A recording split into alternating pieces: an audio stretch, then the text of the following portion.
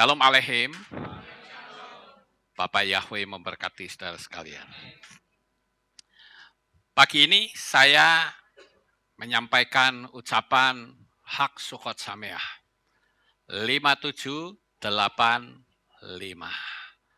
Nah, saya mendapatkan tugas untuk menyampaikan firman Tuhan dengan tema Kecaplah dan lihatlah betapa baiknya Yahweh itu, berbahagialah orang yang berlindung kepadanya. Saya akan bacakan ayatnya dari kitab Tehillim atau kitab Mazmur pasal 34 ayat 9 dari versi ILT. Rasakanlah dan lihatlah bahwa Yahweh itu baik. Berbahagialah orang yang berlindung kepadanya. Saudara yang terkasih, di kalimat kecaplah dan lihatlah itu di terjemahan baru, ya, LAI. Kata kecaplah itu adalah sebuah kalimat ajakan. Kecaplah itu ajakan orang yang ingin berbagi bahwa apa yang telah dia nikmati, orang lain ingin supaya bisa mendapatkan hal yang sama.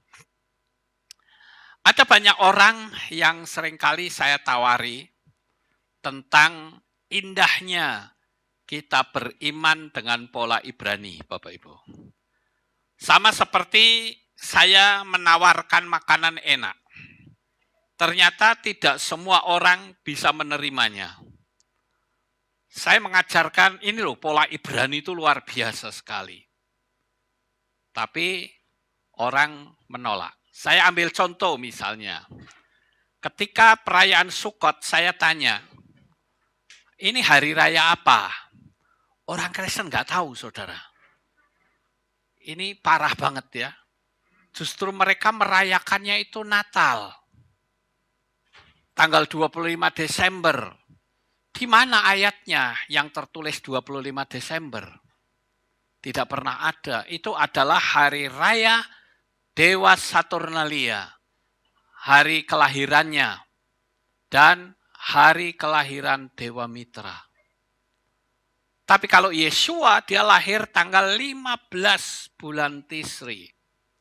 Itu antara sekitar September dan Oktober. Kebetulan saat ini kita jatuh di bulan Oktober.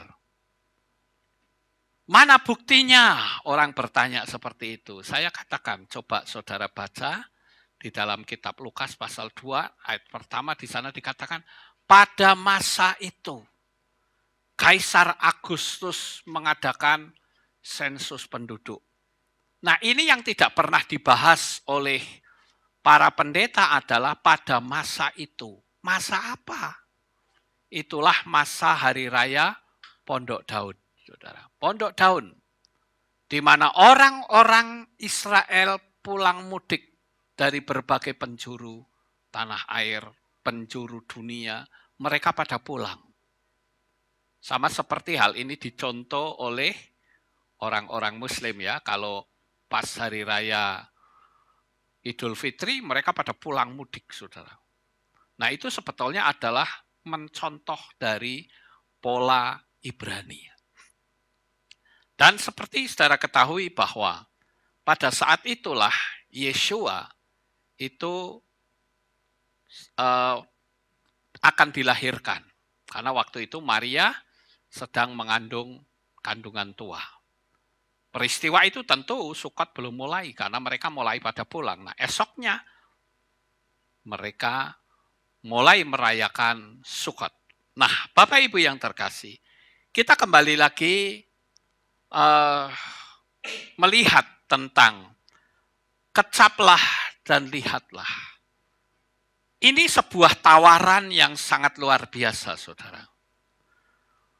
Tetapi sayang sekali, mereka belum mengecap, tapi sudah menolak dulu. Nah ini yang seringkali saya lihat di banyak gereja di seluruh dunia. Dulu saya tidak suka semangka, saudara. Karena saya melihat ketika semangka itu dibelah, itu bentuknya kayak daging mentah. Sehingga saya belum apa-apa sudah tolak dulu. Ini loh enak. Enggak. Kenapa? Karena saya sudah punya mindset bahwa ini bentuknya kayak daging, nggak enak. Tapi saya ingat pada suatu hari, ketika saya pelayanan di Ambarawa, waktu itu kami masih di GBI. Ada seorang pendeta namanya Om Lim Tiong Pun. Om Lim ini, orang pendetanya gualai luar biasa, saudara. Lah saya waktu itu disuguhi semangka. Wah, nek ndak tak makan kok nanti saya dimarahi. Kalau tak makan kok mindset saya sudah menolak, ya sudah terpaksa saya makan. Dan ternyata begitu saya makan, kok enak, saudara. Ya, jadi akhirnya saya ketagihan makan semangka. Begitu juga saya pernah ditawari Pizza Hut, saudara. Saya berpikir, mana enak ini, bentuknya saja sudah seperti itu. Apalagi ketika ditarik itu kan molor ya, saudara. Ternyata itu kejunya. Belum apa-apa, saya sudah tolak dulu. Enggak, saya enggak mau. Tetapi sekali waktu saya diajak adik ipar saya untuk makan pizza. Mau tak tolak kok wis dibayari, tidak ditolak. Kok pikiran saya sudah menolak. Tapi ya dengan terpaksa saya makan. Ternyata enak juga Bapak Ibu. Ya. Nah, sama seperti ketika orang berkata, lihatlah betapa baiknya Yahweh itu. Saya berani mengatakan seperti ini. Kenapa? Karena saya sudah mengecap betapa nikmatnya saya yang percaya kepada Bapa Yahweh. Bahkan betapa baiknya Bapa Yahweh itu berdasarkan pengalaman kehidupan saya. Bayangkan betapa beratnya perjuangan saya pada waktu pertama kali saya memanggil nama kudus Bapa Yahweh di tahun 2000. Itu cukup berat, saudara. Kalau sekarang mah enteng, di mana-mana orang sudah tahu. Kalau ada pendeta saja, kalau ditanya, saya mau tanya sama kamu, nama Yahweh itu benar atau salah? Jawabannya hanya satu, benar dan salah. Mereka semua tidak ada yang berkata salah, benar. Tapi bedanya kalau ditanya, loh kok kamu tidak ngajarin ke jemaat? Lah, itu bervariasi. Nah, ada yang takutlah jemaat lari, ada yang tidak mendapat fasilitas, takut dipecat dan sebagainya. Tapi sebagai seorang gembala, sebagai seorang mempelai, harus konsekuen. Kebenaran harus disampaikan apapun resikonya. Itu baru benar, Bapak Ibu. Apakah kalau saya berkata Bapa Yahweh itu baik, lalu semua orang mengakui? Belum tentu. Karena bahkan ada orang yang berkata, kalau Tuhan itu baik, kenapa kok saya bangkrut usahanya? Ketika saya berkata Tuhan itu baik, kenapa kok saya pacaran ditinggal sama pacar saya? Lah justru kita melihat di situ kebaikan Tuhan. Mumpung kamu belum kawin, kamu sudah diberitahu terlebih dahulu karakter calon pendamping hidupmu. Kan begitu, saudara. Tetapi karena orang itu selalu berpikir negatif, maka negatiflah yang akan datang. Perusahaannya kok bangkrut, kenapa?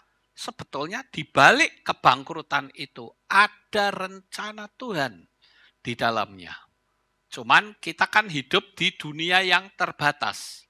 Sementara Tuhan itu ada di dunia yang tidak terbatas. Nah sekarang kalau kita ditanya, kecaplah dan lihatlah betapa baiknya Yahweh itu. Kita akan tentu bertanya, kebaikan apa yang bisa Tuhan berikan kepada kita? Kalau saya merenungkan sangat banyak Bapak Ibu. Yang pertama adalah, dengan kita percaya kepada Bapa Yahweh, kita mendapatkan jaminan keselamatan yang pasti. Di dalam kitab Yesaya 43 ayat 11 dikatakan, Anoki Yahweh wa ain mibal adai musia. Akulah Yahweh. Tidak ada juru selamat selain aku. Itu sudah mutlak, tidak bisa diganggu-gugat, saudara.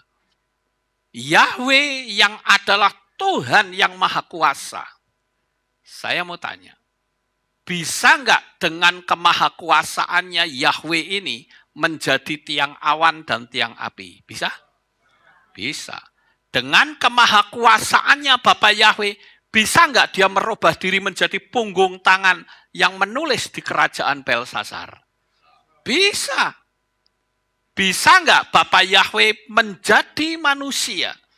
Pada saat ada 3 pemuda, Hananya, Misael, Azaria, yang disuruh menyembah patung, dan dia tetap bertahan, sehingga dimasukkan ke dalam dapur api perapian yang menyala-nyala, dengan panasnya dilipatkan sampai 7 kali. Dan ada sosok manusia, saya katakan itu adalah Yahweh yang menjadi manusia dengan kemahakuasaannya. Bisa, saudara? Sangat bisa. Nah sekarang, bisa nggak Bapak Yahweh yang Maha Kuasa itu merubah diri menjadi merpati? Bisa. Lawang namanya Maha Kuasa itu mau merubah apapun ya sampai naik dewe. Iya kan? Tetapi saudara, ada satu hal di mana setan sangat tidak suka. Yaitu ketika Yahweh dengan kemahakuasaannya dia menjadi manusia dalam bentuk natural. Masuk ke rahim seorang perempuan, dilahirkan, dibesarkan, menjadi Mesias. Di situ setan tidak suka. Itulah Yahweh yang menjadi manusia. Makanya Yesua berkata apa? Dia katakan, kamu akan mati dalam dosamu. Kalau kamu tidak percaya bahwa akulah dia. Dia di sini tidak lain adalah Bapak Yahweh sendiri. Jadi Bapak Ibu yang terkasih, ketika kita bisa percaya kepada Bapak Yahweh itu suatu anugerah yang besar. Karena tidak semua orang bisa menerimanya. Sama seperti semua agama menawarkan kebaikan. Oh, saya akui semua agama baik. Walaupun pelakunya ada yang tidak baik. Tetapi pernahkah ada agama yang menjamin keselamatan? Tidak ada, saudara. Dalam dunia Kristen pun tidak ada jaminan keselamatan. Kenapa? Karena salah alamat, salah nama. Mosok Tuhannya orang Israel kok namanya Arab sama Yunani? Kan tidak mungkin, Bapak Ibu. Nah, disinilah yang harus kita luruskan. Tetapi karena biasanya orang kalau sudah terkena repetisi di otaknya atau pengulangan yang berulang-ulang, bahkan bertahun-tahun, seolah-olah jikalau ada perubahan sekecil pun, dia akan tolak. Walaupun dia belum mengecap. Sebetulnya pengajaran dari nama Yahweh itu apa? Belum dikecap, sudah ditolak dulu. Tapi saya beritahu, berulang kali saudara mendengar nama Yahweh di tempat ini. Itu adalah suatu anugerah yang sangat besar. Ya, jangan sia-siakan. Di dalam kitab Yesaya pasal 64 ayat 6 dikatakan, namun kami semua menjadi seperti orang yang najis, dan semua kebenaran kami seperti kain yang najis, dan kami semua layu seperti daun, dan kejahatan kami seperti angin mengembus kami. Dikatakan dalam teks yang lain, bahwa semua kebaikan manusia itu seperti kain kotor. Kain kotor itu alias gombal, saudara. Kalau orang ngaku di hadapan Tuhan, saya ini orang baik loh Tuhan. Tuhan akan jawab, gombal kamu. Lawang kamu itu keturunan pemberontak kok mau ngomong baik seperti apa. Kalau tanpa pertolonganmu, kamu tidak lebih dari gombal, saudara. Tidak ada kebaikan. Yeshua HaMasyiah itulah sumber dari segala-galanya. Nah, saya ingin ajak saudara untuk berpikir logika. Saya nggak ingin jemaat di sini cuma hanya dengerin, tapi saya ingin saudara berpikir. Saya akan naikkan sebuah ilustrasi. Tolong nanti dijawab ya, Bapak Ibu. Suatu hari, tetangga saudara itu memberitahu kalau selama ini orang yang tinggal bersamamu, yang kau sebut sebagai ayah, tidak lain sebenarnya adalah penculik keluargamu. Dulu kamu punya keluarga yang sangat bahagia. Kau punya ibu, punya kakak, punya adik, punya ayah. Tetapi keluargamu dibantai habis dan kau diculik. Penculiknya adalah yang kau anggap sebagai orang tua saat ini. Yang kau anggap itu bapakmu sebetulnya adalah penculik, pembunuh keluargamu yang bahagia. Sekarang saya ingin bertanya, kalau saudara menjadi anak yang diberitahu seperti itu, saudara akan menolak orang yang kau anggap orang tua, atau saudara akan tetap benah yang penting aku sudah ngikut dia. Saudaramu tolak atau tidak? Ayo dijawab.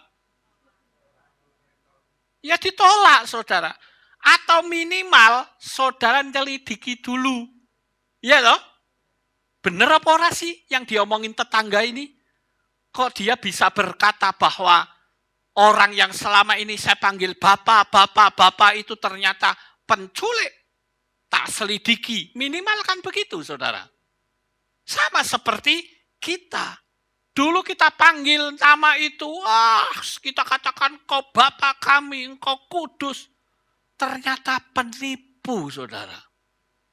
Ternyata dia itu adalah pendusta, pembinasa keji.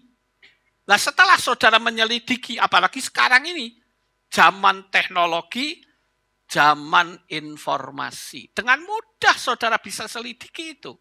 Kenapa saudara masih kekeh berkata, wes pokoknya, itu karena apa? Repetisi di pikiran saudara. Saya dari dulu sampai detik ini tetap menjadi seorang pencari. Dan saya akan terus gali kebenaran-kebenaran. Walaupun sekarang sudah mentok pada hal kebenaran yang terakhir.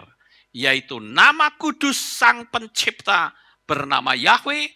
Dan dia telah turun ke dalam dunia ini dalam wujud manusia, yaitu Yeshua HaMashiach. Di situ kami sudah mentok. Tidak ada lagi kebenaran lain yang bisa mengubah ini. Faktanya iman kita kan berasal dari Israel, saudara. Ya. Makanya saya tadi bertanya, setelah saudara tahu itu bagaimana? Yang pertama, jawaban saudara benar. Artinya saudara tidak akan terima lagi yang saudara tadinya panggil bapak. Oh ternyata dia penculik keluarga saya. Nah sekarang ilustrasi yang kedua. Saya minta tolong dijawab. Karena saya kalau khotbah itu nggak mau monolog, saudara. Tapi ada timbal balik. Seperti kami kalau pelayanan di Magelang, ya di tempat sendiri, mereka berani menjawab. Dan saya ingin jemaat di sini pun berani menjawab. Siap? Belum meneng kabeh. Nah, sekarang saya mau naikkan sebuah ilustrasi. Ada seorang anak perempuan yang kaya raya. Dia punya ayah dan ibu, hidupnya bahagia banget. Tetapi dia punya pembantu rumah tangga. Orangnya sudah tua, dan kadangkala dia suka lupa, saudara. Sehingga anak perempuan kaya raya ini, dia menjadi arogan. Dia suka membentak-bentak pembantunya. Dia katakan, goblok kamu ya, kayak gini saja tidak bisa. Pembantunya itu dengan sukacita, oh ya, mohon maaf ya, bentak-bentak tiap hari, saudara. Akhirnya sekali waktu ketika anak ini minta sesuatu dan tidak sesuai dengan keinginannya, sudah dibelikan, langsung ditendang sama anak perempuan ini. Brak gitu. Ayah dan ibunya tahu. Lalu dipanggillah anak perempuan itu. Nah, Kamu jangan seperti itu terhadap ibu. Kenapa?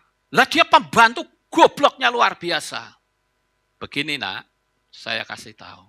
Kamu kalau seperti itu tuh kurang ajar. Enggak bisa. Orang bodoh tuh harus dibegini begitu. Akhirnya ayahnya nih bilang gini. Nak, sekarang papa buka rahasia ini, mumpung kamu sudah besar. Sebetulnya pembantu yang ada di tempat papa, yang tiap hari melayani kamu walaupun sering lupa, itu sebetulnya adalah ibu kandungmu sendiri.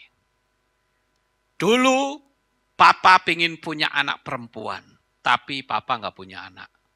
Dan melihat ada seorang perempuan yang sedang berjalan terlunta-lunta membawa bayi. Disitulah saya katakan kepada ibu tersebut, bagaimana kalau ibu ikut saya?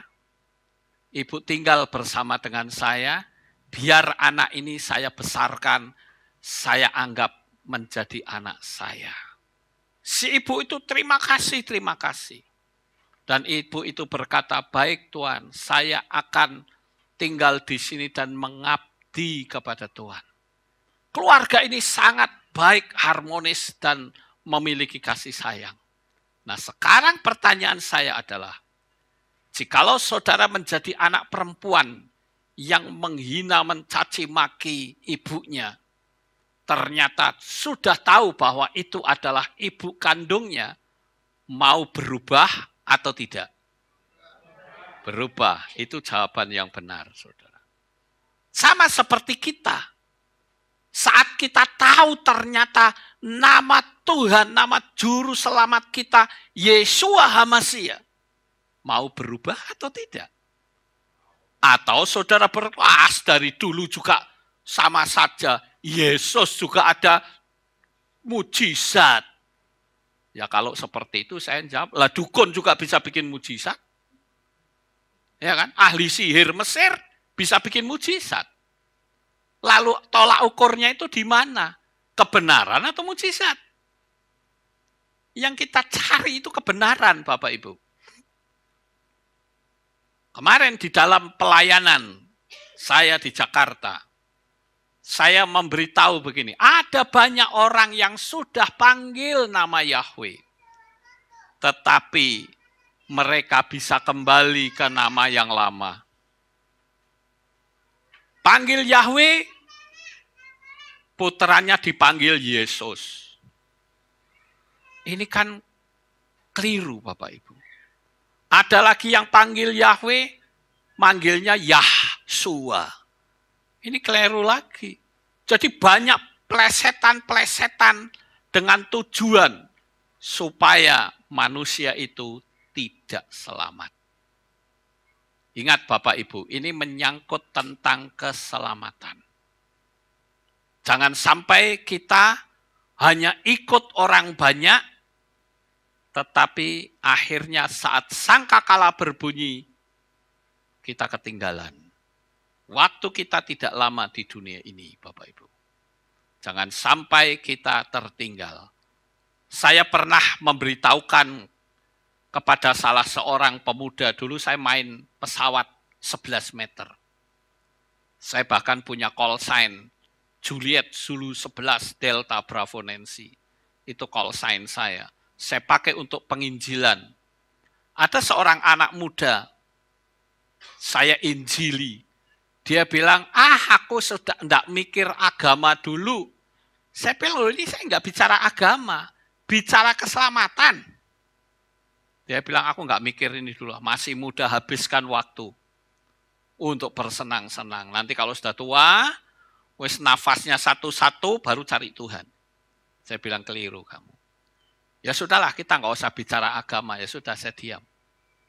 Ternyata beberapa bulan saya mendapatkan berita bahwa anak muda ini mati kena serangan kanker otak, saudara. Kemanakah rohnya?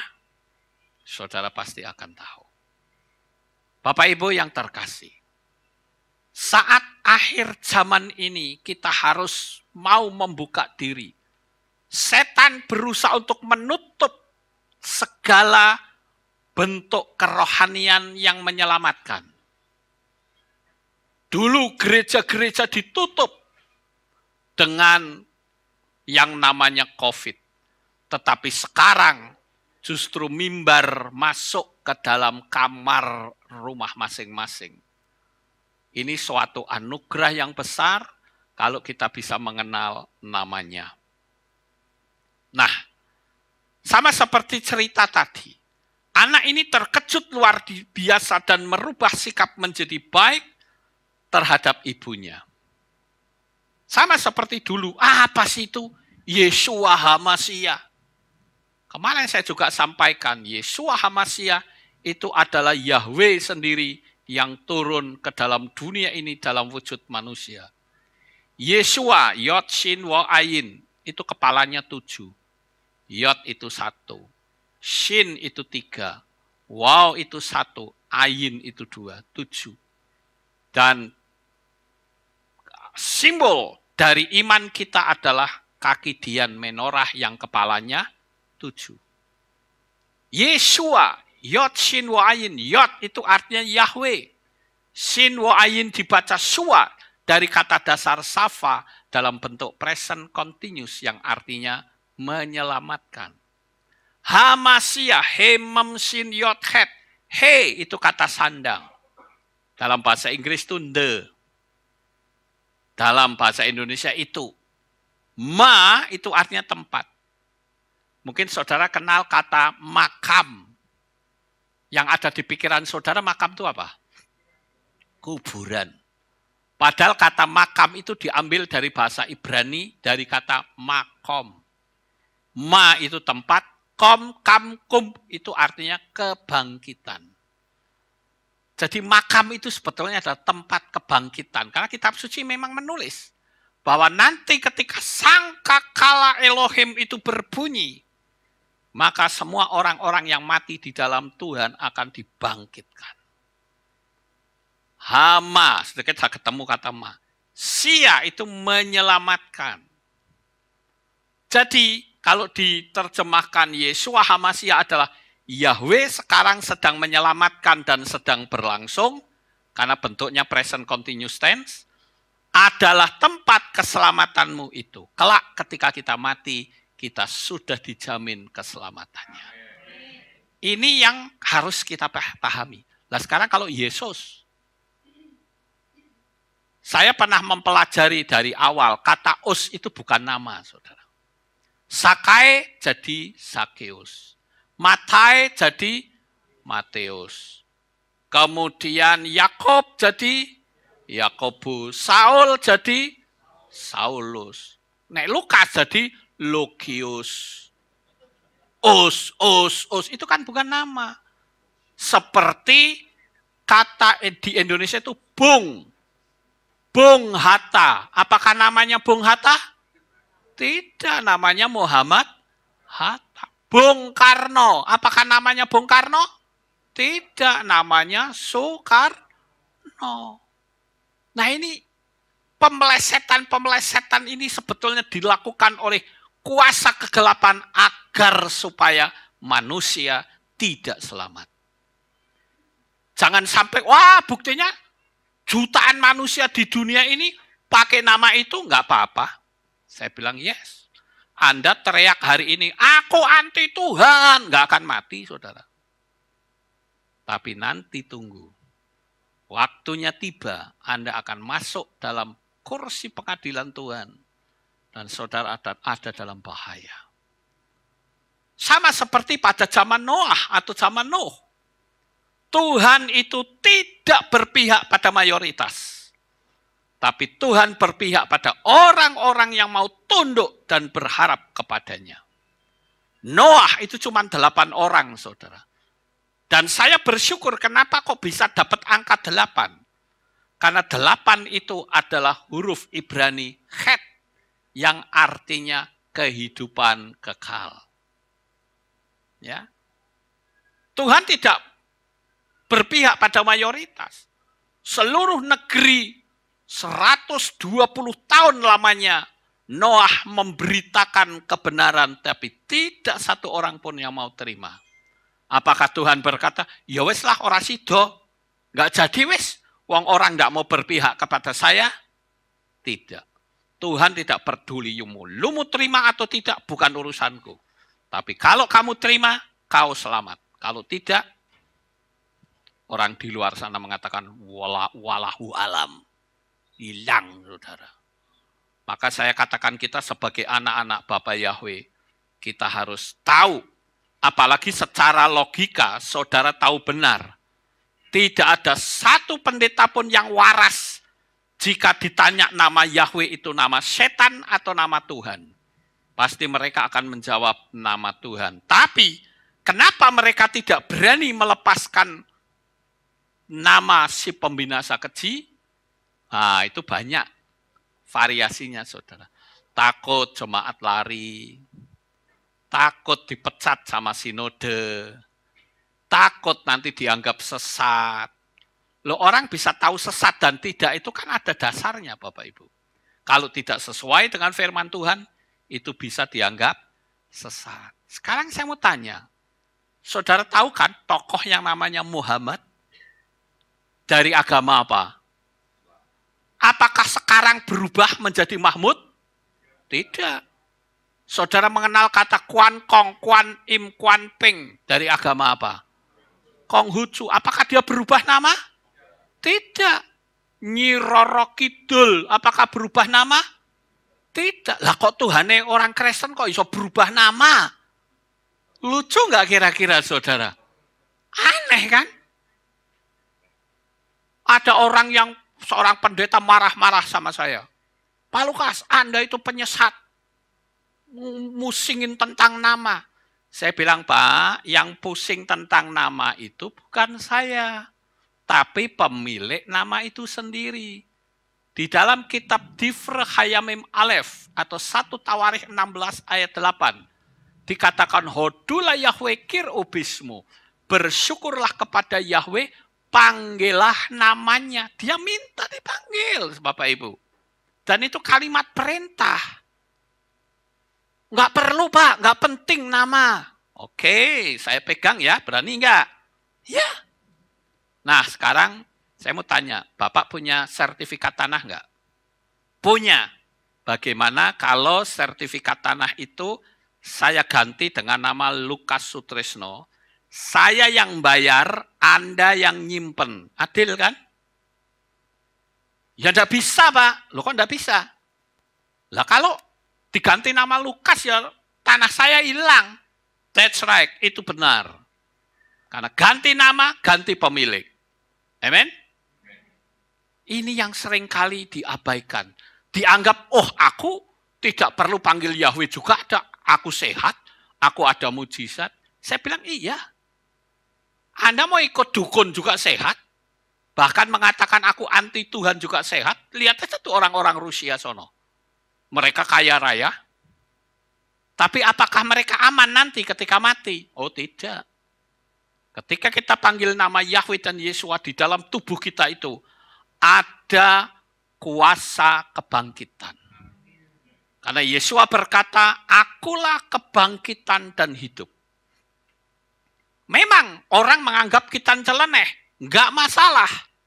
Yang penting kita benar, Bapak Ibu, sesuai dengan firman Tuhan. Waktu ke Israel kemarin, kami mampir di salah satu museum namanya Friends of Zion. Saat itu saya diwawancarai. Mereka tanya, loh kenapa kok Anda kok berani datang ke Israel? Padahal orang Indonesia itu rata-rata itu ngutuk Israel. Saya terang-terangan mengatakan kepada mereka. Saya katakan, oh yes, there are so many people in Indonesia curse Israel. But me, no. Saya justru memberkati Israel. Saya katakan, kalau kita memberkati, pasti diberkati. Dan saya sedikit sebut pakai bahasa Ibrani, saya katakan, Ani ohevet et Yisrael. Oh, mereka senang sekali. Artinya aku cinta kepada Israel. Saya katakan kepada mereka bahwa saya berdoa. I pray for IDF. IDF saudara tahu? Tentara Israel, saudara. Ya. Saya katakan engkau tidak berdiri sendiri. Aku selalu backup dalam doa. Saya pun berani menyanyikan lagu Hatikvah. Sementara pendeta-pendeta nggak ada yang berani. Saya nyanyikan lagu Hatikvah. Sudah tahu Hatikvah? Lagu kebangsaan Israel, saudara. Saya tunjukkan bahwa iman saya itu berasal dari sana. Waktu kemarin ada kirab budaya di Magelang. Kebetulan kehilat kami menjadi wakil dari seluruh kekristenan di Magelang. Saya datang, duduk di tribun kehormatan, saya pakai talit seperti ini. Saudara bisa lihat videonya, saya pakai talit seperti ini. Saya berpikir kalau mereka pakai sorban tetap berani, masa saya pakai talit gak berani? Iya kan?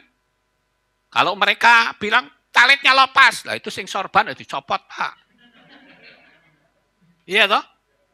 Kan sama, Anda panggil saya identitasnya seperti ini. Lu suka ya silahkan, nggak suka ya saya mundur, kan gampang. Itu prinsip namanya Bapak Ibu. Jangan mencela-mencele esok dele sore tempe. Ya. Ingat, ini masalah keselamatan, jangan main-main. Karena Tuhan itu tidak butuh orang banyak, tapi dia butuh orang yang taat. Itu kebaikan Tuhan, kebaikan Bapa Yahweh. Sekarang yang kedua, kebaikan apa yang Tuhan berikan? Tuhan membukakan rahasia firman-Nya, yaitu tentang hukum sistemiknya Bapa Yahweh. Kalau kita belajar firman Tuhan, kita belajar pola Ibrani, maka di situ kita menemukan ada huruf Ibrani, ada filosofi dari huruf itu sendiri, ada angka gematria dari huruf itu sendiri, dan ada simbol dari huruf itu sendiri. Dan itu tidak dimiliki oleh semua bahasa, hanya bahasa Ibrani. Dan saya terkagum-kagum karena di situ saya melihat ada banyak sekali keajaiban antara nama Yahweh dan Yeshua itu hitungannya sama. 26 dijadikan satu digit menjadi 8. 8 itu adalah huruf Ibrani yang berarti Chayai atau kehidupan yang kekal. Alef, Bet, Gimel, Dalet, He, Waw, Zayin, Het, 8.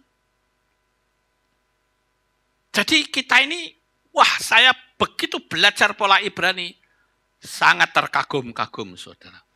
Jangan belum dikecap sudah berkata itu racun. Saya pernah dikatain, Pak Lukas itu saksi Yehova ya? Anda nyebut saksi Yehova saja salah. Saya kan tidak pernah berkata haleluya. Iya kan? Kalau Yehova kan depannya Yehova. Padahal orang Kristen berkata haleluya.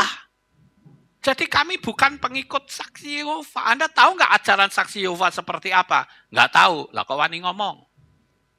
Ini loh kebanyakan orang itu belum mengecap sudah berkata racun Bapak Ibu. Ya. Ada orang yang berkata dagangannya sepi gara-gara panggil nama Yahweh. Lah berarti kalau begitu pengagung Bapak Yahweh sepi kabeh dong dagangannya. Iya toh? Tapi faktanya kan tidak. Dagangan sepi itu harus diselidiki. Mungkin dagangannya kalau dia makanannya nggak enak. Bisa. Atau tempat tidak strategis. Di depan lampu merah. Bisa. Ya, karena tempatnya kurang romantis. Bisa. Macam-macam, ada banyak faktor yang membuat dagangannya nggak laku. Jangan karena dagangan tidak laku, oh gara-gara pemanggil nama Yahweh. Lah ini kan lucu Bapak Ibu. Ya. Jatuh tersandung, nanti yang disalahkan Bapak Yahweh. Kamu sih panggil Yahweh, jadi tersandung. Kan lucu Bapak Ibu. Ya. Justru saya katakan, kenapa tidak dari dulu ya saya mengenal nama kudus itu. Saya kemarin juga memberitahu di pelayanan di Jakarta, saudara. Karena di situ panggilnya hamba Tuhan. Saya bilang, ya saya minta nanti hambanya Bapak Lukas bisa naik. Saya kasih penerangan, saya tidak mau disebut sebagai hamba. Saya itu mempelai Hamasiah, Bapak Ibu. Kenapa? Karena hamba itu tidak tahu rahasia tuannya. Betul atau enggak? Betul. Hamba tidak akan dapat warisan. Saudara kalau punya pembantu, atau saudara punya anak, warisan mau kasihin anak atau pembantu?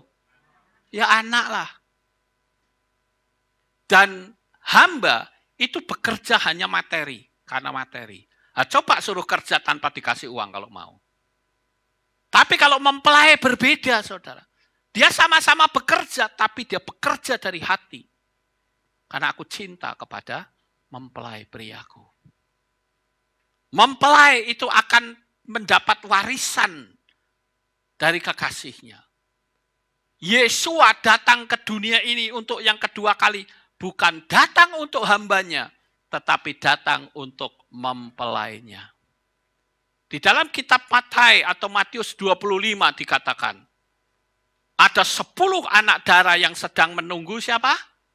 Mempelainya. Mempelai pria, kan teriakan, mempelai pria datang. Wah, mereka pada berkemas-kemas. Kemudian ada lagi berkata, perjamuan kawin anak domba. Kata kawin berarti mempelai, bukan? Maka saya katakan sebutan hamba Tuhan itu salah. Saya katakan kemarin, dan saya bersyukur pemimpin pujiannya langsung cepat tanggap. Dan dia langsung mengubah, tidak lagi murah. Hamba Tuhan Pak Lukas enggak, tapi mempelainya Bapak Yahweh. Sekarang yang ketiga, saudara. Keuntungan apa yang kita bisa dapatkan dari mengecap kebaikan Bapak Yahweh? Yang ketiga adalah betapa dalamnya kita memahami arti dari mempelai tadi. Ya, saya sudah terangkan tadi. Dan saya percaya Bapak Yahweh pasti memberi hikmat pemahaman kepada kita. Dan saya katakan saudara yang ada di tempat ini, baik yang ada di depan maupun di belakang, engkau adalah mempelai Hamasiah yang siap untuk masuk dalam perjamuan kawin anak domba.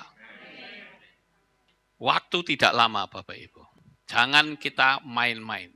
Karena sampai kita ketinggalan, sengsara kita. Saya punya banyak video yang pernah saya upload di YouTube, tapi sudah di take down oleh YouTube, saudara. Itu adalah video yang saya beri tema maut lari meninggalkan manusia. Orang, saya punya videonya, saya nggak perlu tunjukkan kepada saudara, tapi di HP saya ada. Ada seorang penculik, anak kecil ya, diculik, itu diambil organnya, dijual. Ketahuan soalnya di Thailand. Itu orangnya itu diikat, tangannya disobek pakai cutter ke perutnya. Sret, sret, sret. Dibesek ke bawah. Itu sampai dalam organnya itu kelihatan. Detak jantungnya kelihatan. Orangnya masih dipukuli. Enggak mati, saudara. Itu. Terus ada lagi video anak muda ditonton cewek-cewek, wah biasalah anak muda kalau ditonton cewek kan so action gitu. Dia lompat, di bawah ada sungai, tetapi sayang sekali waktu jatuh, kenanya itu lingir buk gitu loh, yang seperti ini. Langsung duap gitu, pecah saudara. Sigar jadi dua. Itu kalau, itu ya begitu terbuka gini, menganga. Kalau mau ngomong dikincup ke. Enggak mati Bapak Ibu. Saya punya videonya, cuman yang itu sudah tak hapus. Saudara. Kemudian ada lagi di China, orang ketabrak kereta api, tugel-tel jadi dua, saudara, dari sini ke sini. Kakinya itu ada di dalam rel, kepalanya ada di luar, masih teleponan. Nelponi teman. Ada juga, kalau ini saya ada di sini, kalau mau lihat boleh. Orang ketabrak kontainer, hancur dari sini ke bawah. Orangnya masih hidup, seorang perempuan pakai jilbab. Masih teleponan.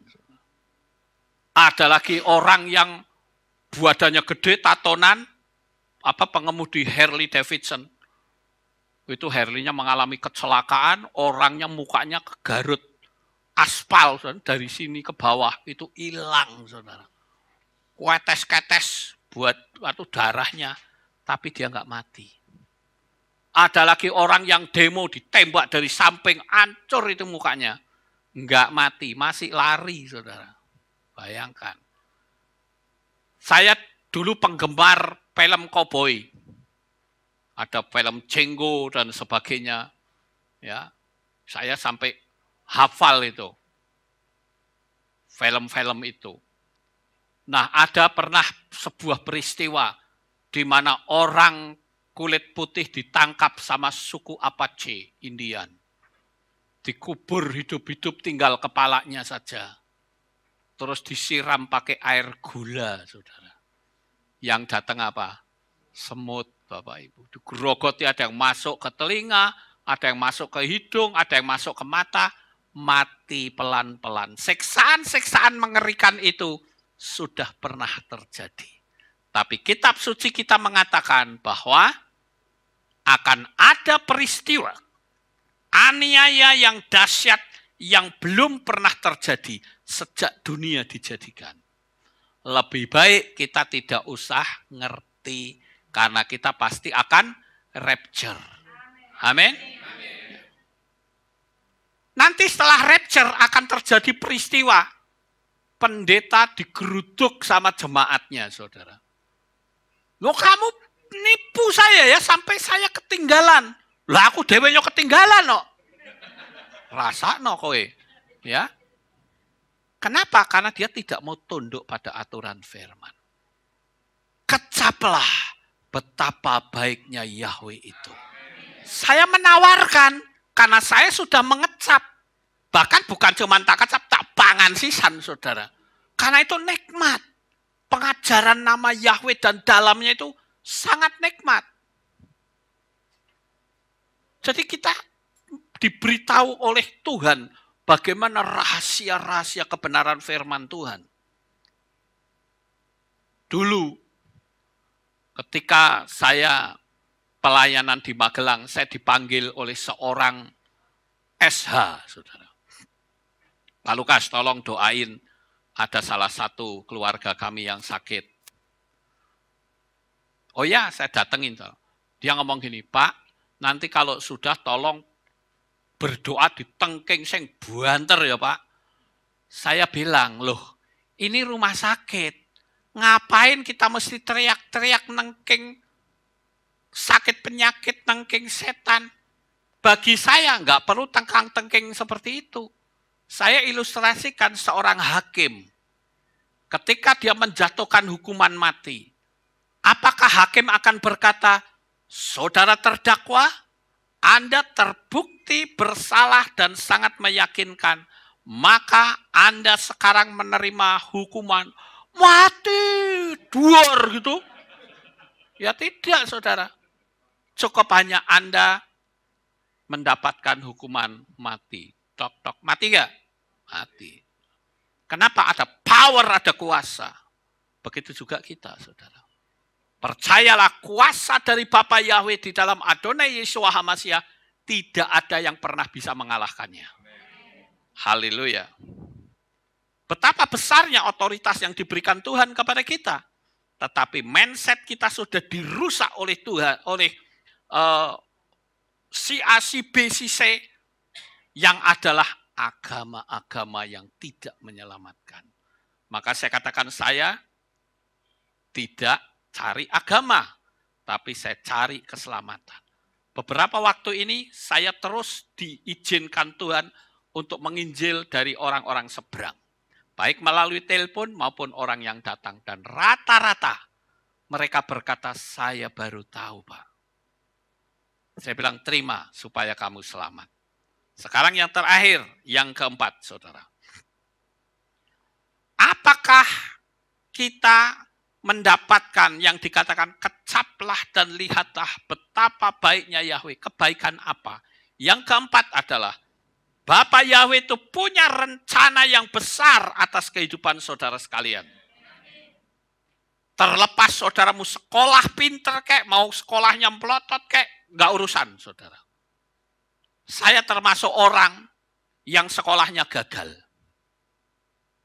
STM 5 di Sompo itu, saya pernah sekolah di situ dulu. Tahun 1975. Dan dari situlah saya mulai mengenal dunia kekerasan. Karena saya sering dibully, dihina, dianiaya. Lah saya orang laki dibully sekali, 2 kali ya udah apa-apa. Tapi 3 kali ya mesti tak cek gelut kan gitu saudara. Akhirnya hidup saya jadi amburadul. Sampai saya tidak pernah mengenyam sekolah yang namanya teologi. Dulu ketika saya bertobat, saya ingin sekolah di sekolah teologi Abdiel situ. Dikasih tahu sama teman saya, jangan sekolah, nanti kamu bukan sekolah malah mukulin orang. Loh kenapa? Di situ ada gojlokan. Tahu gojlokan saudara? Ya. Apa itu namanya itu? Apa? Ospek. Ospek itu sebetulnya bukan mendidik mental kuat. Mendidik rusak mental iya, saudara. Apalagi kalau saya wis pingin sekolah, dibentak-bentak sisan, waduh, latar belakang bisa muncul Bapak Ibu. Makanya saya pilih tidak usah sekolah lah. Yang penting saya belajar, apalagi saya tahu sekarang ini zaman informasi, saya harus bisa lebih pandai dari mereka yang sekolah. Dan faktanya, ketika saya dulu ujian pendeta, saya dapat juara 1 di seluruh Jawa Tengah. Sehingga saya dikirim di Magelang. Walaupun saya tidak belajar, saudara. Tapi saya percaya Bapak Yahweh pasti tolong. Ya. Jadi Tuhan itu punya rencana. Ketika saudara menghadapi kesulitan, jangan saudara pikir ini Tuhan izinkan karena saya jahat. Oh, belum tentu. Coba saudara lihat itu, waktu Yakub ditipu sama Laban, si omnya. Suruh menggembalakan domba, gak dikasih bayaran. Sehingga Yakub bilang apa? Om, kasihkan domba-domba saya. Kalau nanti berubah belang belteng, anaknya buat saya, buat gaji. Lah si Laban bilang, oh dasar goblok iki bocah. Ya wes terserah, karena Laban berpikir domba putih tidak mungkin kawin sama domba putih dapatnya belang benteng, tidak mungkin. Tapi beda dengan Yakub, ketika Laban berkata silakan, Yakub berkata dalam hati, kena loh. Dia program itu otaknya domba, sehingga domba putih kawin sama domba putih, hasilnya belang benteng. Dan yang putih disingkirkan, yang jelek-jelek kembalikan sama si omnya. Itu kan luar biasa Bapak Ibu. Jadi jangan pernah mengatakan, kenapa bencana ini kok Tuhan izinkan? Kenapa ada masa-masa sulit yang saudara alami? Didesain Tuhan untuk memberikanku menjadi seorang yang mandiri dan kuat. Jadi jangan kita buru-buru tuduh, oh nek aku mengalami bencana seperti ini berarti saya salah di hadapan Tuhan. No, nggak bisa kita pakai patokan begitu saudara. Ada orang yang kerja di PHK, lalu berkata, Tuhan kok jahat amat. Padahal ketika dia di PHK, dia buka usaha, akhirnya usahanya maju. Sampai penghasilannya melebihi saat dia bekerja. Itu kan rencana Tuhan Bapak Ibu. Di dalam kitab Romim atau Roma 8 ayat 28 dikatakan, dan kita mengetahui bahwa segala sesuatu bekerja bersama-sama untuk kebaikan bagi mereka yang mengasihi Elohim, yaitu bagi mereka yang terpanggil sesuai dengan rencananya. Jika saudara menghadapi bencana, saudara sedih, silakan.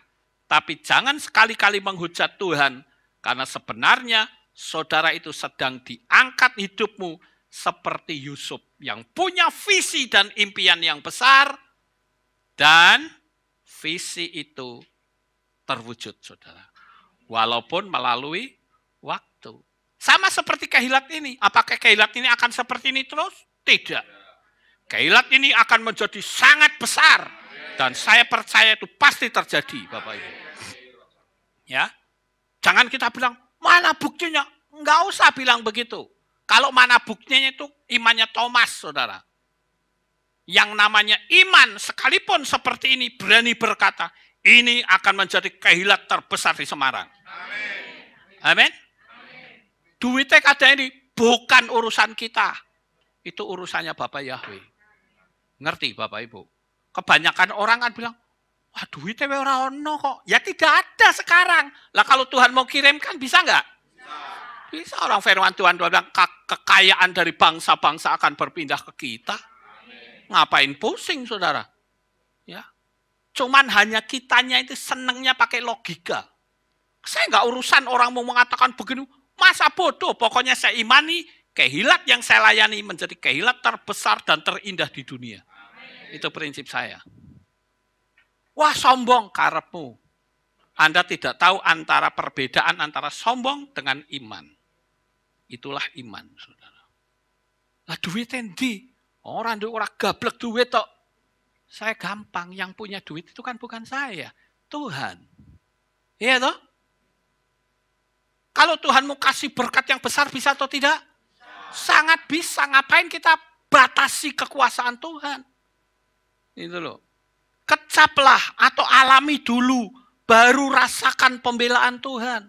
Lo mengecap aja belum kok, wes nyacat, saudara. Ya. Kenapa ayat ini berkata kecaplah dan lihatlah, bukan sebaliknya? Karena kalau saudara ditunjukkan untuk melihat penderitaan orang, pasti nggak akan mau. Contoh misalnya Yusuf. Sob, kamu pengen jadi penguasa kan? Tapi kamu harus melewati ini. Mau apa enggak? Oh, enggak mau. Tapi yang penting apa? Kecaplah dan lihatlah. Jalani dulu. Dan di situ Tuhan akan tuntun kita. Yusuf melakukan, menjalankan apa yang harus dia lakukan. Tidak peduli grafiknya semakin turun. Tetapi ada di balik semua itu ada rahasia kekuatan supranatural.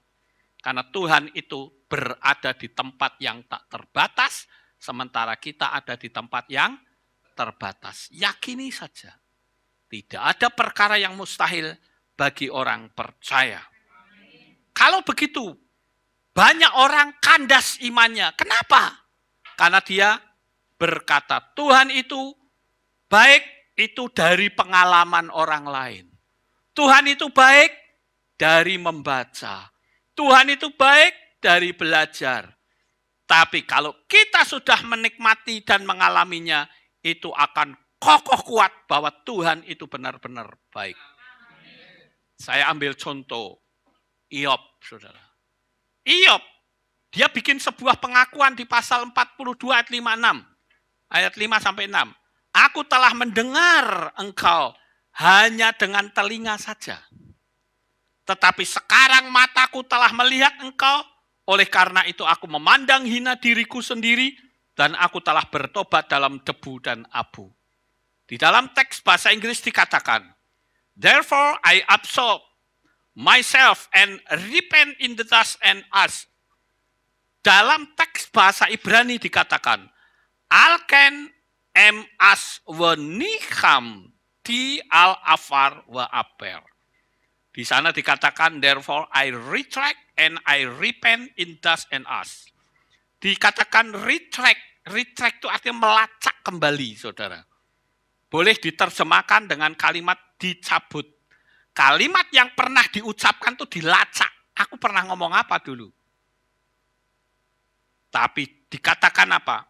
Sekarang ucapan-ucapan yang salah saya cabut semuanya dan saya mengubah menjadi kalimat-kalimat yang dahsyat dan pasti terjadi. Saudara tahu, kita masuk tahun 5785 tahun Ibrani. Itu kalau diterjemahkan menjadi tahun PH. Ya. P artinya mulut, H artinya lihatlah. Tetapi juga bisa berarti soul atau jiwa. Jadi saya katakan tahun PH bisa dipahami secara simbolis sebagai tahun yang fokus pada kekuatan kata-kata. Penyampaian pesan atau tindakan muncul dari ucapan. Banyak orang melihat ini sebagai waktu untuk lebih berhati-hati dengan apa yang dikatakan dan bagaimana berkomunikasi terutama dalam konteks spiritual. Jadi saya katakan, dengar baik-baik sebagai kata kunci sebelum saya turun dari sini. Tahun ini, apapun yang saudara ucapkan, pasti terjadi. Ya, makanya hati-hati dalam berbicara. Kalau engkau berbicara negatif, apa yang kau ucapkan pun terjadi. Ya, jaga kata-kata. Saat emosi saudara sedang diaduk-aduk, ingat, alam roh saudara sedang terbuka. Jangan terlalu gampang ngomong, cerai, dasar miskin, dasar bodoh, konyol, dan lain-lain. Jangan pernah keluar dari mulut. Pasti terjadi. Apalagi kalau diumumkan di Facebook. Kan sekarang banyak toh, apa-apa pengumuman. Saya kasih tahu saudara, biasanya orang kalau di Facebook kan suka kirim gambar makanan gitu ya. Terus di komen. Komennya itu bagi dong, itu mental miskin loh saudara. Sekalipun itu adalah guyonan. Tapi alam semesta tidak kenal yang namanya guyonan. Apa yang kau ucapkan ditangkap oleh alam semesta. Dan saya beritahu kepada saudara, persiapkan hati saudara, karena di tahun ini, tahun PH ini, Tuhan akan melimpahkan berkatnya yang besar untuk kehidupan saudara semua. Haleluya. Sukses besar untuk saudara. Bapak Yahweh memberkati. Haleluya. Kita tunduk kepala, kita berdoa. Terima kasih Bapak Yahweh. Sore hari ini kami bersyukur karena kami bersama-sama telah mendengarkan renungan firman-Mu. Biarlah apa yang kami renungkan boleh tertanam di dalam hati kami, dan apapun yang kami visi dan impian semuanya boleh terwujud. Terpujilah Engkau ya Bapa, meteraikan firman ini di dalam hati seluruh umat-umat-Mu. Di dalam nama Adonai Yeshua HaMashiach kami sudah berdoa, semua yang percaya berkata amin. Saya kembalikan. Ya, Bapak Ibu Saudara silahkan duduk dulu. Kita belum akhiri ibadahnya. Shalom Aleichem. Bapak Yahweh saya percaya pasti memberkati kita sekalian. Haleluya. Bapak Ibu Saudara sekalian, selesai sudah rangkaian acara perayaan Sukot tahun ini. Dan demikian juga selesai sudah rangkaian acara perayaan 7 hari raya pada tahun ini. Saya rasa pantas untuk kita mengucapkan terima kasih kepada Bapak Yahweh yang sudah memberkati perayaan 7 hari raya. Semuanya sukses itu karena berkat Bapak Yahweh. Amin. Haleluya. Yang kedua, saya juga mengucapkan terima kasih kepada Pak Lukas dan Ibu, juga tamu-tamu undangan dari luar kota yang sudah memenuhi undangan kami di tempat ini. Jangan kapok datang ke tempat ini, karena saudara-saudara sekalian adalah bagian dari keluarga Keilat Mawar Syaron. Pada pagi hari ini, siang hari ini saudara ya. Tadi Pak Lukas sore hari, saya pagi. Siang hari ini saudara, sebelum kita akhiri, saya akan perkenalkan seorang ibu yang bernama Ibu Maria bersama putranya Joshua yang datang sangat jauh sekali dari Alaska, Amerika. Pada siang hari ini beliau akan bersaksi, menyaksikan bagaimana pertolongan Bapak Yahweh yang sudah menolong ibundanya dari sakit. Saya undang Ibu Ria bersama Joshua untuk bisa maju ke depan, menyaksikan pertolongan Bapak Yahweh. Mari silakan Ibu Maria atau Ibu Ria bersama-sama dengan Joshua. Kita berikan tepuk tangan untuk Bapak Yahweh, Bapak Ibu Saudara sekalian. Ya, pakai mic supaya jelas suaranya masuk rekod. Mari silakan. Ya. Ya, mari. Ya, boleh silakan. Mari silakan. Ya. Shalom untuk semuanya di sini. Waalaikumsalam. Terima kasih, saya sudah diterima di tempat ini. Bagian daripada Kehilat Mawar Saron. Karena Amin. kebetulan saya ada di sini hari ini. Nah, saya sedikit mau bersaksi untuk kemuliaan Bapak Yahweh bahwa nama Bapak Yahweh itu sangat luar biasa. Amin. Dulu saya banyak mendapatkan mujizat melalui nama Yunani. Luar biasa. Saya banyak ditolong dalam nama Yunani. Tetapi ternyata begitu saya mengenal Bapak Yahweh, sesungguhnya itu saya pertama kali nonton videonya Pak Lukas Sutrisno. Dan kemudian saya mengikuti pengajarannya, kemudian juga Pak Yakub Sulistyo dan juga Pak Nino. Setelah itu saya belajar step by step. Dan ternyata nama itu memang luar biasa. Oh ya, saya maaf, ini kan anak saya Joshua, saya lupa nih.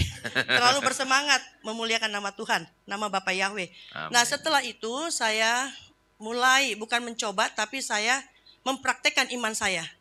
Bahwa benarkah nama Yahweh itu, nama Yahweh betul ada di Alkitab, ada di kitab suci. Dan saya praktekkan ya dan amin. Nah, kemudian nama Yeshua HaMashiach itu saya agak bingung. Kenapa tidak ada di Alkitab, tidak ada di kitab suci. Kemudian saya berdoa. Saya minta kiranya Tuhan berikan saya pendengaran audible atau melewat mimpi. Tetapi ternyata Tuhan menjawab saya bukan langsung, tapi 2-3 hari kemudian. Saya itu bermimpi. Di dalam rumah saya itu ada seorang laki-laki, dia memegang suatu buku di tangan kanannya tapi menghadap ke dalam. Dan saya berpikir dalam mimpi saya tidak mimpi. Saya sadar kalau saya tidak mimpi. Saya pikir ini orang masuk dari mana? Karena kan semua pintu tertutup, jendela tertutup, dia masuk dari mana? Ternyata saya heran, saya cuma bilang, dalam nama Yeshua HaMashiach, keluar kamu dari rumah saya. Dia diam aja, dia tunduk, dia tidak berani lihat saya tetap menatap mukanya. Kemudian saya bilang sekali lagi, dalam nama Yeshua HaMashiach Elohim, kamu keluar dari tempat saya karena ini adalah rumah saya. Kamu tidak berhak dalam rumah saya. Tiba-tiba dia menghilang, tapi bukan menghilang bus gitu, enggak. Seperti apa itu aur-auran ya, kayak pasir gitu, pasir aur-auran, udah hilang. Jadi saya mulai dari situ saya percaya bahwa nama Yeshua HaMashiach Elohim adalah nama Tuhan kita yang hidup, yaitu Bapak Yahweh itu sendiri yang menjelma menjadi manusia. Nah, satu juga saya mau bersaksi bahwa saya mengucap syukur dan terima kasih kepada Bapak Yahweh, kepada Yeshua HaMashiach Elohim dan Ruach HaKodes, karena sebenarnya saya tidak ada di sini juga, karena saya waktu itu saya baru 3 minggu saya kembali ke Alaska. Mami saya sakit keras. Kemudian mereka memanggil saya, cepat kembali ke sini karena jangan sampai menyesal. Karena mami saya sudah mulai begitu. Jadi saya ini udah panik, bingung, akhirnya puji Bapak Yahweh saya mendapat izin dari tempat di mana saya bekerja. Karena mereka mengatakan family is number one, artinya keluarga adalah nomor 1. Jadi saya lakukan hal itu dan saya langsung berangkat. Tapi sebelumnya saya berangkat ke sini, saya minta tolong Pak Nino, beliau yang berdoa untuk mami saya. Sementara keluarga saya masih memakai nama Yunani. Jadi saya ini balapan sama adik saya, jujur kata nih saya. Karena saya memakai nama Yahweh, kakak saya juga satu pakai nama Yahweh, tapi dia masih nggak tahu saya. Ya gitu-gitulah campur-campur. Kalau saya dibilang radikal tidak, tapi saya mencoba fokus, komit dengan nama Yahweh. Itu. Dan jadi kemudian saya kejar-kejaran sama adik saya memakai nama Yunani. Setelah itu saya berdoa dengan Pak Nino, bertiga dengan mami saya. Puji Bapak Yahweh, sembuh. Pulang ke rumah, ternyata begitu sampai di rumah, malamnya masuk lagi emergency. Lah kan kita panik. Saya tanya Pak Nino, kenapa mami saya udah didoakan sembuh, terus pulang, kita udah senang semua, berarti saya pulang kan tidak sia-sia. Saya datang untuk mami saya pasti sembuh, saya punya doa, kalau Bapak Yahweh, maksud saya Yeshua HaMashiach membangkitkan Lazarus dari kematiannya setelah 4 hari, pasti Yeshua HaMashiach pun akan membangkitkan semangat hidup mami saya. Terpujilah nama Bapak Yahweh, mami saya sembuh. Nah tapi begitu didoakan Pak Nino, pulanglah begitu malamnya masuk lagi emergensi. Jadi kita dipanik, saya ini sudah Udah nggak tahu deh hati saya deh. Saya bilang Pak Nino bilang, come on bersaksi. Saya nggak berani karena saya belum siap. Saya tidak mau mempermalukan nama Bapak Yahweh. Saya juga manusia biasa. Jadi saya ada pertimbangan, tapi mungkin ya namanya juga baru belajar ya Pak ya. Saya baru belajar. Setelah itu Pak Nino bilang, maju aja maju. Nah anehnya malam itu saya mau bersaksi, saya punya dada ini sakit. Semacam, nggak sakit banget deh, nggak bisa napas. Akhirnya kakak saya bilang, ya udah kamu saya bawa ke dokter. Pergilah kita ke dokter. Jadi mami saya di emergency, sayanya di register. Jadi saya satu rumah sakit bareng mami saya, tapi saya ditolak. Ditolak sama bagian medisnya. Ibu tidak sakit. Loh, saya ini sakit nggak bisa napas. Ya tapi ibu nggak sakit, mungkin ibu kekenyangan. Waduh, ini kan nggak benar juga. Masa dibilang kekenyangan, kan malu juga saya. Kemudian setelah itu saya sama kakak saya bilang, ya udah kamu saya bawa ke dokter teman saya. Jadi kakak saya punya teman itu dokter, saya dibawa ke sana, makanya saya tidak bisa ikut perayaan waktu itu Yom Teruah untuk membuat kesaksian. Nah, tapi saya udah bilang ke Pak Nino. Setelah itu saya ke dokter, selesai semua sembuh. Nah, jadi mami saya itu di rumah sakit. Setelah itu saya tanya Pak Nino, kenapa? Mami saya ini udah Pak Nino berdoa sembuh, pulang masuk lagi, kata Pak Nino, itu proses. Dan itu ternyata ya dan amin. Nama Bapak Yahweh, nama Yeshua HaMashiach Elohim dan persekutuan yang manis dari Ruach Kodes, itu ya dan amin. Ternyata mami saya puji Tuhan sehat walafiat. Jadi betul itu proses. Jadi tidak bisa membalik tangan. Pak Nino benar mengatakan bahwa itu proses, Bu Ria, tenang ya. Jadi saya juga tenang, tapi kan manusia, namanya saya jauh, saya tidak mau sia-sia gitu datang untuk orang tua saya. Ternyata terpujilah Bapak Yahweh, itu dijawab. Dan ternyata maksud saya mami saya itu dari awal nggak bisa ngomong. Mami saya bilang begini, pokoknya udah ngawur-ngawuran deh, kita udah nangis-nangisan deh, pokoknya udah siapkan hati deh gitu. Ternyata puji Bapak Yahweh, kok Pak Nino bilang proses, iya dan amin, benar proses. Begitu pulang dari begitu masuk rumah sakit kembali, 1 minggu di rumah sakit pulang, sekarang bicaranya normal. Ya, saya tanya, Mam, ini siapa? Joshua. Anak siapa? Anak Maria. Dia tahu, Mam, ini siapa? Ini Benia. Siapa, Mam? Anak Maria. Jadi dia tahu siapa ini Mamar. Jadi dia udah jelas ngomongnya. Jadi seperti normal kembali, tidak terjadi apa-apa. Ya, maksudnya sembuh total. Itulah. Jadi terpujilah Bapak Yahweh, terpujilah Yeshua HaMashiach Elohim dengan penyertaan dari Ruach Kodes. Saya ada di tempat ini. Dan kemarin saya menyerahkan diri saya untuk Bapak Yahweh, yaitu saya mau baptis selam, memakai nama Bapak Yahweh. Ya, itu jadi itulah. Ya, jadi saya lakukan semua itu walaupun saya sudah capek, saya kurang istirahat, saya bilang saya kurang oksigen karena kurang istirahat, suaranya udah habis, tapi saya lakukan harus karena saya tidak tahu kalau saya kembali tanggal 10 November bulan depan, kan tidak tahu apa yang terjadi. Dan pun saya tidak ada komunitas seperti ini. Saya nggak punya di sana. Ya pasti lewat live streaming. Itu aja yang saya lakukan. Jadi semuanya untuk kemuliaan Bapak Yahweh, saya ada di tempat ini. Biarlah kita semua sungguh-sungguh kalau bisa radikal untuk Bapak Yahweh. Amin. Ya kan kembali ke pribadi masing-masing. Kalau saya komit is komit, ya, tidak. Terima kasih, segala kemuliaan hanya bagi Bapak Yahweh. Dalam nama Yeshua HaMashiach Elohim dan persekutuan Mas Darah Kudus, saya mengucapkan terima kasih dan kemuliaan hanya bagi Bapak Yahweh. Amin. Haleluya, haleluya, haleluya. Josh mau bersaksi? Oh enggak, ya. Oke, silakan kembali. Terima kasih, Bapak Yahweh memberkati. Baik, Bapak Ibu Saudara sekalian, selesai sudah rangkaian acara ibadah perayaan Yom Sukkot pada tahun ini. Kita bangkit berdiri, kita akhiri ibadah pada siang hari ini. Bersama-sama kita angkat tangan kita akan memberikan pujian syukur kita yang terbaik bagi Bapak Yahweh. Haleluya. Segala puji syukur bagimu, ku tinggikan nama Yahweh selalu, kemuliaan hanya bagimu. Terpujilah namamu, segala pujian syukur kami Bapak Yahweh kami persembahkan hanya bagi Bapak Yahweh, Adonai Yeshua Beruach Kodes. Terima kasih Engkau telah memenuhi undangan kami untuk hadir ke tempat ini, memberkati dan melawat kami dengan lawatan kasih dan kuasa-Mu. Sekarang terimalah setiap nyanyian pujian mazmur kami yang kami persembahkan hanya bagi nama Yahweh saja. Terpujilah Yahweh, haleluya. Terpuji-pujilah namamu ya Bapa Yahweh Adonai Yeshua Waruah Kodes, kekal sampai dengan selama-lamanya.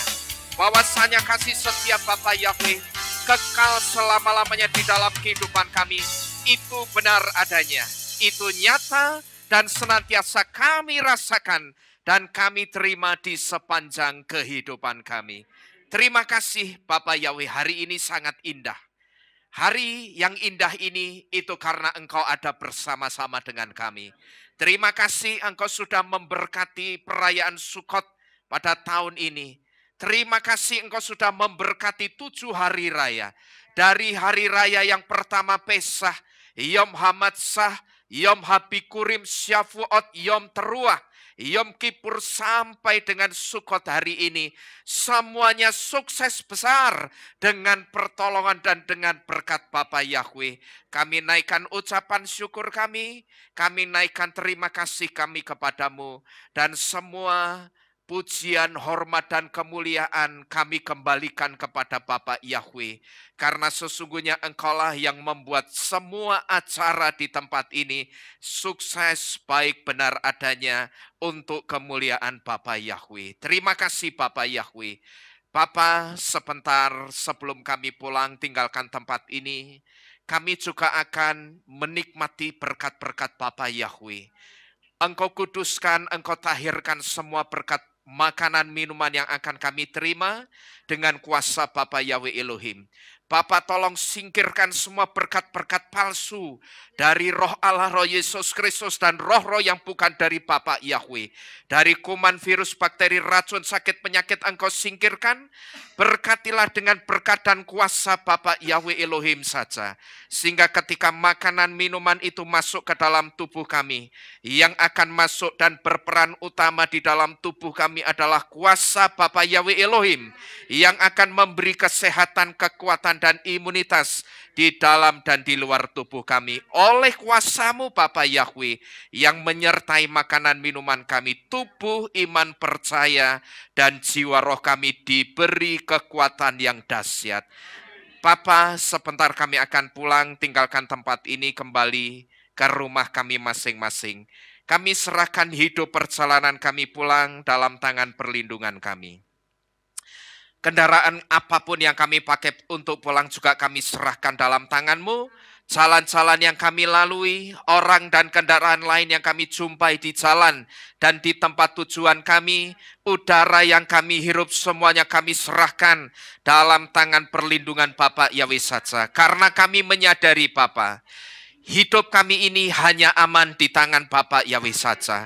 Oleh sebab itu utuslah sepasukan malaikat-Mu nanti untuk mengawali, membentengi kami dari segala penjuru. Bapa, jadilah tiang api dan tiang awan menaungi perjalanan kami pada siang hari ini dan malam hari nanti, sehingga kami percaya dengan naungan kasih dan kuasa-Mu, kami tiba di tujuan kami pasti selamat. Kehadiran kami menjadi berkat bagi rumah dan keluarga kami, dan nama-Mu dipermuliakan di dalam kehidupan kami. Ini doa, ini ucapan syukur, dan ini terima kasih kami. Kami serahkan kepada Bapa Yahweh. Sekarang Bapa, berkatilah kami semua di tempat ini dengan satu berkat-Mu yang kekal. Sekarang, saudara tengadahkan tangan saudara sungguh-sungguh, karena Bapa Yahweh akan memberkati kita. Haleluya.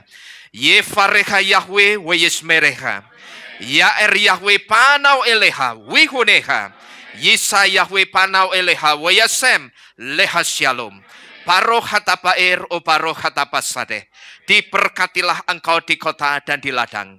Dimanapun engkau menancapkan bajak pekerjaanmu, di situ akan selalu ada Bapa Yahweh yang akan menolong dan memberkati pekerjaan tanganmu. Baruh peripitneha, ufri atmateha, ufri wahemteha, segara ala peha wa esral soneha. Diberkatilah buah kandunganmu, hasil bumimu dan hasil ternakmu. Diberkati anak-anak lembumu dan diberkati juga anak-anak dombamu. Paro tanahka umisarteha, diberkati pakulmu dan diberkati semua tempat adonanmu. Apapun yang engkau olah, engkau masak dan engkau nikmati, semuanya diberkati oleh Bapa Yahweh. Barohata baboiha ubarohata peseteha. Diberkati engkau pada waktu masuk ke dalam rumahmu dan diberkati juga engkau pada waktu keluar dari rumahmu. Perlindungan Yahweh Nisi sempurna, baik benar adanya di dalam kehidupan kita. Onetanaka Yahweh ros welosianap, wahayiat rak lemalah, welotihih lematah. Bapak Yahweh pasti membuat kita jadi kepala dan bukan ekor. Kita pasti naik dan tidak turun lagi. Karena tangan kanan Yahweh yang perkasa, itulah yang memegang kehidupan kita. Barohata Yahweh Elohino, meleha olam pesem Yesua Hamasya Berwakodes, kile olam waed. Diberkatilah engkau ya Bapak Yahweh, Elohim Raja semesta alam kami, di dalam nama Adonai Yesua Hamasya Berwakodes. Kasih setia Bapak Yahweh, kebaikan dan pemeliharaannya selalu ada di dalam kehidupan kami sampai Maranatha, sampai Tuhan Yesus datang menjemput kami di awan-awan kemuliaannya. Setiap kita yang percaya, bersama-sama kita berkata, amin. Kita berikan tepuk tangan yang terbaik bagi Bapak Yahweh. Bapak Yahweh memberkati kita sekalian. Amin.